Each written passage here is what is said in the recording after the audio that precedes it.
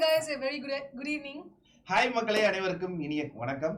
So இன்னைக்கு பார்த்தீங்கன்னா நமக்கு இன்னிலிருந்தே ஓணம்கான ஒரு செலிப்ரேஷன் ஆரம்பிச்சாச்சு.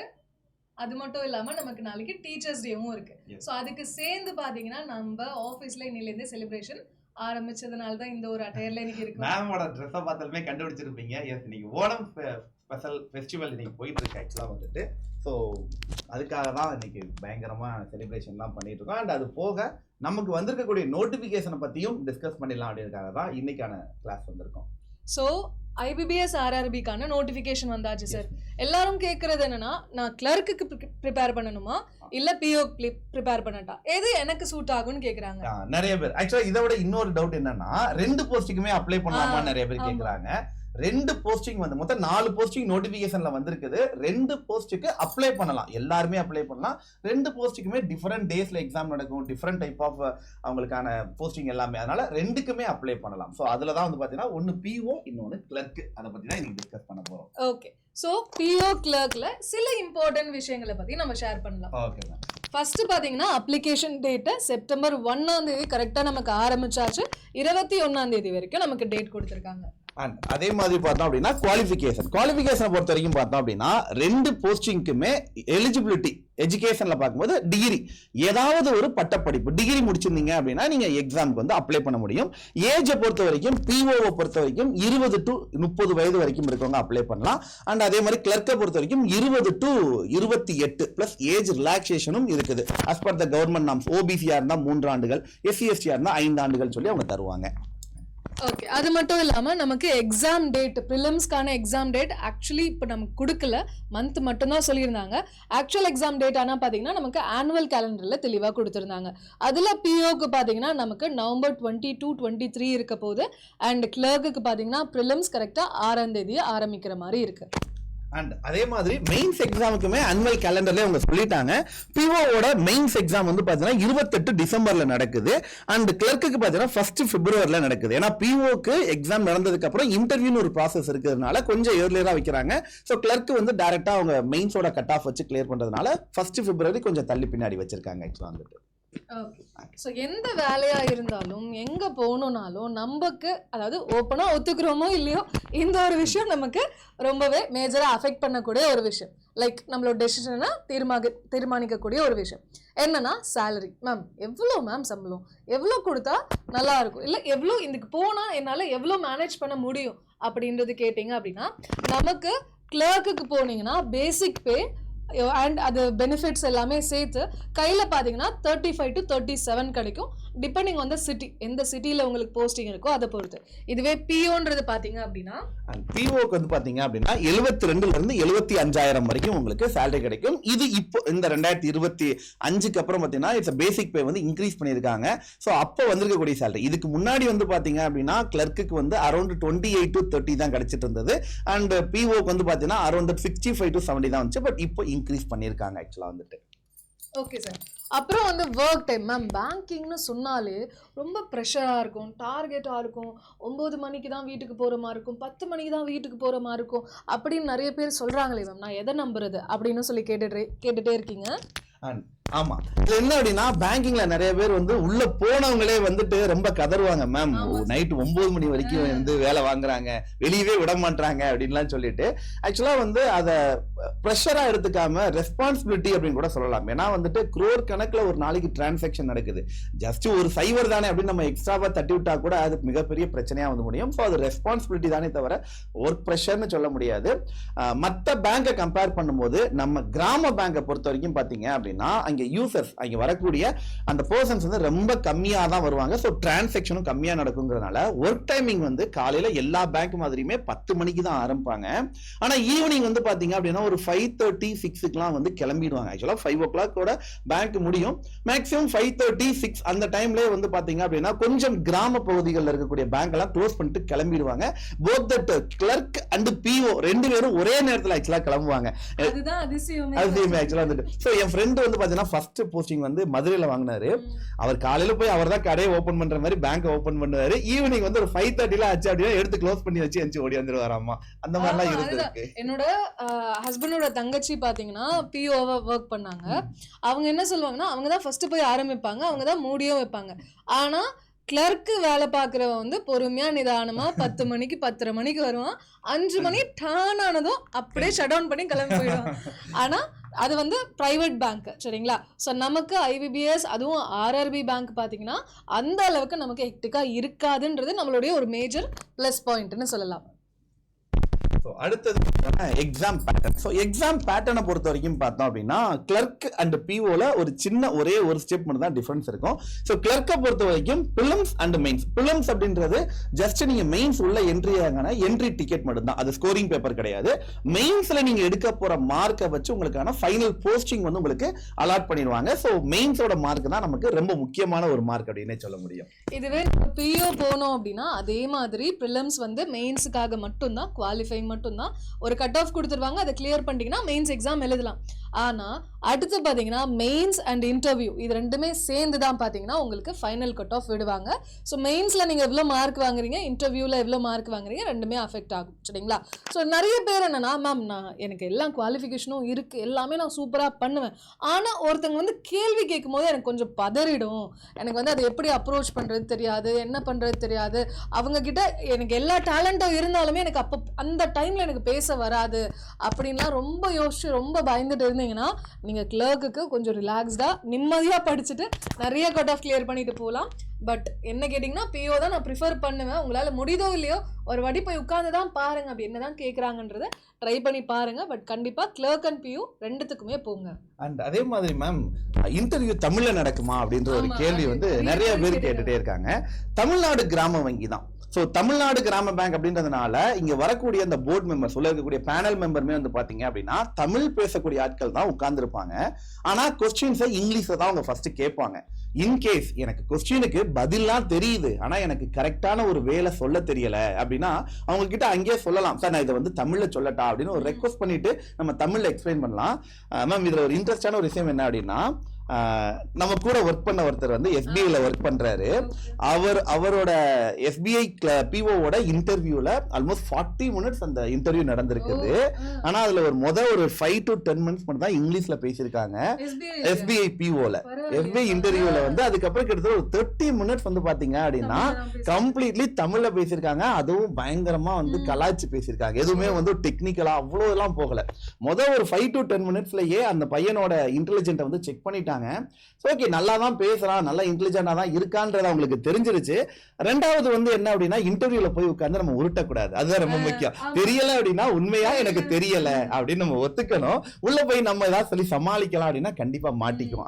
அந்த மாதிரி யாரும் பண்ணிட வேண்டாம். அது வந்து அவங்க ரொம்ப ஈஸியா ஐடென்டிஃபை பண்ணிடுவாங்க. அவங்க அதாவது நமக்கு வந்து அவங்க 4 பேர் ஃபர்ஸ்ட் டைம் பார்க்குறோம், அவங்க வந்து நம்மள மாதிரி எத்தனையோ பேரை பார்த்துருப்பாங்க. ஸோ பார்த்தோன்னே இவங்களோட கண்டென்ட் என்னன்றதை அவங்களால கண்டிப்பாக கெஸ் பண்ண முடியும். ஸோ அதனால அவங்க கிட்ட ரொம்ப ஓவராக நீங்கள் வந்து என்னது பூஸ்ட் பண்ண வேண்டாம், சரிங்களா? ஓகே, அடுத்து பார்த்தீங்கன்னா வேகன்சி. ஸோ நம்மளுடைய தமிழ்நாட்டுக்கு மட்டும்தான் இந்த வேகன்சி, பதற வேண்டாம், சரிங்களா? ஸோ மொத்தமாக நம்மளோட கிளர்க்குக்கு பார்த்தீங்கன்னா 468 வேகன்சி சொல்லியிருக்காங்க. அண்ட் நமக்கு பிஓக்கு பார்த்தீங்கன்னா 200 வேகன்சி சொல்லியிருக்காங்க. இதெல்லாம் சும்மா கிடையாது, ரொம்ப நல்ல வேகன்சிஸ். ஸோ இதுக்கு வந்து வேகன்சியை பார்த்து தான் நான் வந்து அப்ளை பண்ணுவேன், வேகன்சியை பார்த்து தான் நான் ப்ரிப்பேரே பண்ணுவேன் அப்பெல்லாம் யோசிச்சுட்டே இருக்கக்கூடாது. ஒரு 2 வேகன்சியாக இருந்தாலும் நம்ம அப்ளை பண்ணி போய் எழுதி தான் ஆகணும், ஏன்னா நமக்கு தான் வேலை வேணும் இல்லையா? ஆக்சுவலா இது வந்து வரலாற்றிலே முதல் முறைன்னு கூட சொல்லலாம். இவ்வளவு பெரிய ஒரு ஹியூஜ் நம்பர் ஆஃப் ரெக்ரூட்மெண்ட் வந்து தமிழ்நாடு கிராம பேங்க்ல நடக்கிறது. ஏன்னா 2022 வந்து பிஓக்கு வேகன்சியே கொடுக்கல. இந்த தடவை பிஓக்கு 200 வேகன்சி கொடுத்திருக்காங்க. 2022 வேகன்சி இல்ல, 0 வேகன்சி. நார்மலா வேகன்சி எவ்வளவு வரும் அப்படின்னா பிஓவை பொறுத்த வரைக்கும் ஒரு 65 இருந்து 85 வேகன்சி, பிலோ த 100 தான் மேக்ஸிமம் கொடுப்பாங்க. அண்ட் கிளர்க்கை பொறுத்த வரைக்கும் பிலோ 200, ஒரு 180 to 220 அந்த ரேஞ்சில தான் பெரும்பாலும் வரும். பட் இந்த தடவை அது அப்படியே டபுள் டைமுக்கு மேல போகிற அளவுக்கு ஒரு நம்பர் ஆஃப் ரெக்ரூட்மெண்ட்.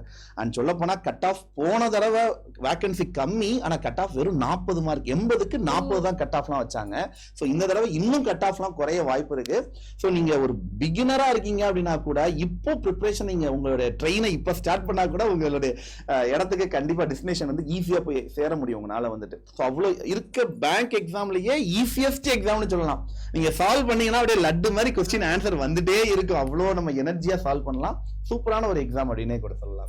ஆமா, இதுல வந்து டைம் மேனேஜ்மெண்ட் மட்டும் தான் முக்கியம், வேகமா போடணும். ஆனா என்ன ஒரு நல்ல விஷயம்னா, நீங்க டெஸ்ட் மாக் டெஸ்ட்லாம் போடும்போது உங்களுக்கு ஆன்சர் வருதோ இல்லையோ, எக்ஸாமில் ஆன்சர் பண்ணும்போதெல்லாம் டக்குன்னு ஆன்சரை கிளிக் பண்ணிட்டு போயிட்டே இருக்கலாம். ஈஸியாக தான்ப்பா இருக்கும் நமக்கு. சரிங்களா? ஸோ ட்ரான்ஸ்ஃபர்ஸ் எல்லாமே பார்த்தீங்கன்னா மோஸ்ட்லி தமிழ்நாட்டில் தான் இருக்கும். ஏன்னா தமிழ்நாடோட இதுதான் வேகன்சி தான் விட்டுருக்காங்க.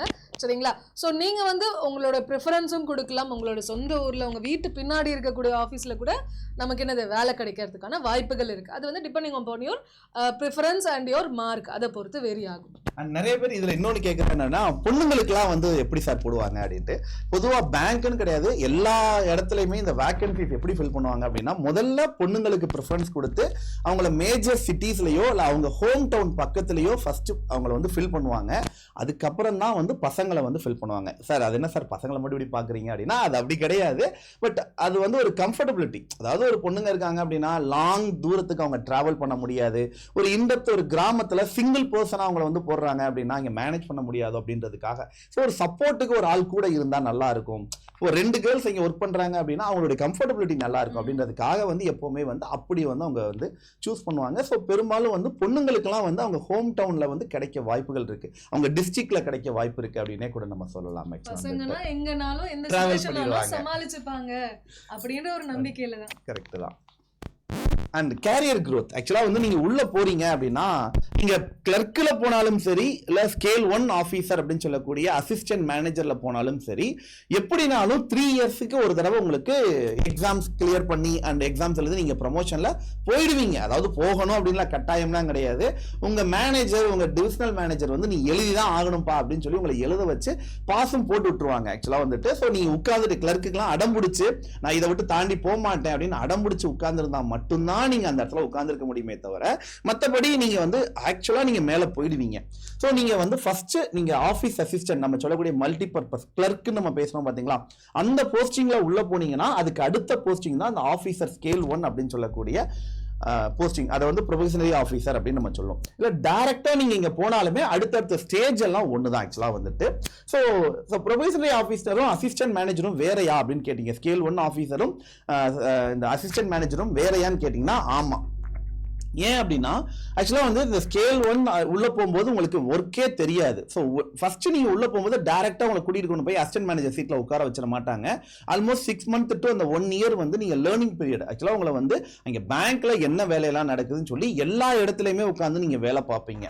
ஸோ கேஷியரா உட்காந்துருப்பீங்க, செக் கிளியரன்ஸ்ல உட்காந்துருப்பீங்க, அண்ட் சலான்ல உட்கார வச்சிருப்பாங்க சலான்ஸ் எல்லாம் எடுத்து கொடுக்கறதுக்கு. அண்ட் அதே மாதிரி பாஸ்புக்ஸ் என்ட்ரி போற இடத்துல உட்காந்துருப்போம். இப்படி எல்லா இடத்துலையுமே உட்காந்து நீங்க வேலை பார்ப்பீங்க. அந்த லேர்னிங்க்கு அப்புறம் தான் வந்து நீங்க அசிஸ்டன்ட் மேனேஜரா உள்ள போவீங்க. அதுக்கப்புறம் பேங்க் மேனேஜர், டெபுட்டி மேனேஜர், அப்போ பிரான்ச் மேனேஜர் அப்படின்னு சொல்லி போஸ்டிங் வந்து அடுத்தடுத்து நமக்கு ப்ரமோஷன்ஸ்ல போய்கிட்டே இருக்கும். கண்டிப்பா வந்து பாத்தீங்க அரௌண்ட் தட் ஒரு 14 இயர்ஸ் இல்ல 15 இயர்ஸ்க்குள்ளேயே நீங்க வந்து பாத்தீங்க அப்படின்னா வந்துட்டு ஓரளவுக்கு ஒரு நல்ல ஒரு சீனியாரிட்டியில நீங்க மேல போயிட முடியும். சேலரியுமே எவ்ரி இயர் நல்ல ஒரு growth இருக்கும். சேலரி வந்து இன்னைக்கு நீங்க வாங்க போறது ஒரு 35,000 ரூபாய் சேலரியில கிளர்க்கா போனாலுமே ஒரு 10 இயர்ஸ் அடுத்த ஒரு 10 வருஷத்துல நீங்க அரௌண்ட் தட் உங்களுக்கு சேலரியுமே ஒரு நல்ல ஹைக்ல உங்களுக்கு மேல போயிடும் ஆக்சுவலா வந்துட்டு. ஓகேப்பா. ஸோ இதுக்கான ஒரு ப்ரிப்பரேஷனில் நீங்கள் தனியாக முழிச்சுட்டு இருக்கீங்க, எப்படி ஆரம்பிக்கிறதுன்னு தெரில, எங்கே ஆரம்பிக்கிறதுன்னு தெரில. என்னெல்லாம் ஒரு ஆள் உட்கார வச்சு இது படிப்பா அது படிப்பா அப்படின்னு சொன்னாதான் மேம் நான் படிப்பேன், எனக்கெல்லாம் அப்படி தான் மேம் அப்படின்னு சொல்கிறது தப்பு கிடையாது, நானும் அப்படி தான். சரிங்களா? ஸோ அப்படிலாம் நீங்கள் இருக்கீங்கன்னா கவலையே பட வேண்டாம். நம்ம அட்டா 24/7 தமிழில் பார்த்தீங்க அப்படின்னா இந்த டிஸ்கிரிப்ஷன்லேயே நமக்கு கீழே லிங்க் இருக்கும், மறக்காமல் ஆப் இன்ஸ்டால் பண்ணிக்கோங்க. ஸோ ஆப்பில் போயிட்டு நம்ம ஸ்டோரில் தமிழ் பேங்க்னு போனால் போதும்ப்பா, நமக்கு இந்த கிளாஸஸ் எல்லாமே காட்டும். சரிங்களா? ஸோ இதில் பார்த்தீங்கன்னா இந்த வளம் 4.0 அப்படின்ற ஒரு பேட்ச் பார்த்தீங்கன்னா IBBS RRBக்காகவே PO அண்ட் கிளர்க் ரெண்டுத்துக்குமே சேர்த்து நம்ம ஒரு பேட்ச் ஆரம்பிச்சிருக்கோம். நீங்கள் POக்கு தனியாக ஒன்று, கிளர்க்குக்கு தனியாக ஒன்றுன்ற ப்ரிப்பரேஷன்லாம் போட வேண்டாம், சேர்ந்தே இதில் நீங்கள் ப்ரிப்பேர் பண்ணிக்கலாம். அண்ட் இதே மாதிரி இந்த வளம் 4.0 வந்து எக்ஸ்பெஷலி நம்மளுடைய IBBS RRB தமிழ்நாடு கிராம பேங்காகவே நம்ம ஸ்டார்ட் பண்ண போகிறோம். 23rd செப்டம்பர்லேருந்து இந்த கிளாஸ் ஆரம்பிக்க போகுது. ஸோ கிளாஸஸ் ஜாயின் பண்ணணுன்றவங்க கீழே டிஸ்கிரிப்ஷன்லையும் லிங்க் இருக்குது. நான் ஃபர்ஸ்ட் கமெண்ட்ல பின் பண்ணி வச்சுறேன். இந்த கிளாஸோட லிங்கை ஃபர்ஸ்ட் கமெண்ட்ல பின் பண்ணி வச்சுறேன்.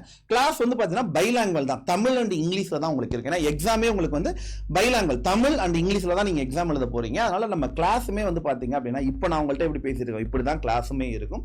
ஸோ தமிழ் அண்ட் இங்கிலீஷ்ல தான் உங்களுக்கு கிளாஸஸ் போயிட்டு இருக்கும். அதனால நீங்க அதை பத்தி கவலைப்பட வேண்டாம். சரிங்களா?